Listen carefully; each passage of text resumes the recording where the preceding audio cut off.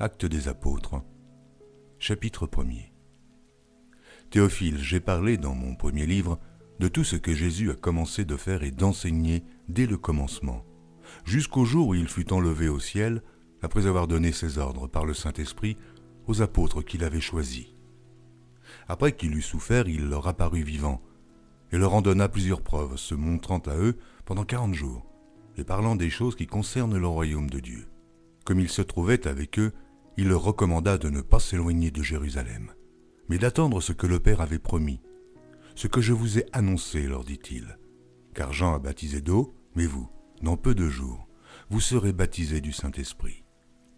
Alors les apôtres réunis lui demandèrent, « Seigneur, est-ce en ce temps que tu rétabliras le royaume d'Israël ?» Il leur répondit, « Ce n'est pas à vous de connaître les temps ou les moments que le Père a fixés de sa propre autorité, mais vous recevrez une puissance, le Saint-Esprit survenant sur vous, et vous serez mes témoins à Jérusalem, dans toute la Judée, dans la Samarie, et jusqu'aux extrémités de la terre. » Après leur avoir dit cela, il fut élevé pendant qu'ils le regardaient, et une nuée le déroba à leurs yeux. Et comme ils avaient les regards fixés vers le ciel pendant qu'ils s'en allaient, voici, 2 hommes vêtus de blanc leur apparurent et dirent, « Hommes galiléens, pourquoi vous arrêtez-vous à regarder au ciel ?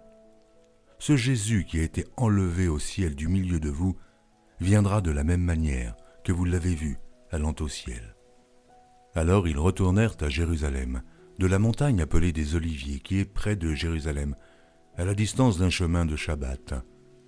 Quand ils furent arrivés, ils montèrent dans la chambre haute, où ils se tenaient d'ordinaire. C'étaient Pierre, Jacques, Jean, André, Philippe, Thomas, Barthélemy, Matthieu, Jacques, fils d'Alphée, Simon le Zélote et Jude, fils de Jacques. Tous d'un commun accord persévéraient dans la prière, avec les femmes et Marie, mère de Jésus, et avec les frères de Jésus. En ces jours-là, Pierre se leva au milieu des frères. Le nombre des personnes réunies était d'environ 120, et il dit, « Hommes frères, il fallait que s'accomplisse ce que le Saint-Esprit dans l'Écriture a annoncé d'avance par la bouche de David, au sujet de Judas, qui a été le guide de ceux qui ont saisi Jésus. Il était compté parmi nous, et il avait part au même ministère.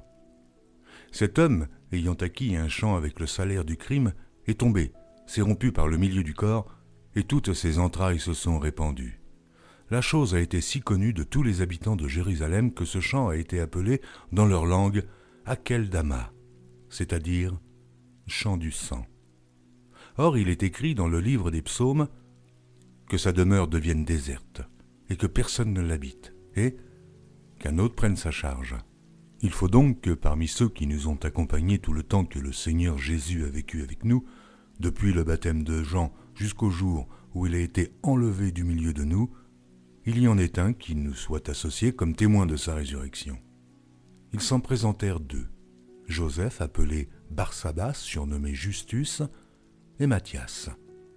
Puis ils firent cette prière, « Seigneur, toi qui connais les cœurs de tous, désigne lequel de ces 2 tu as choisi, afin qu'ils aient part à ce ministère et à cet apostolat que Judas a abandonné pour aller en son lieu. » Ils tirèrent au sort, et le sort tomba sur Matthias, qui fut associé aux 11 apôtres.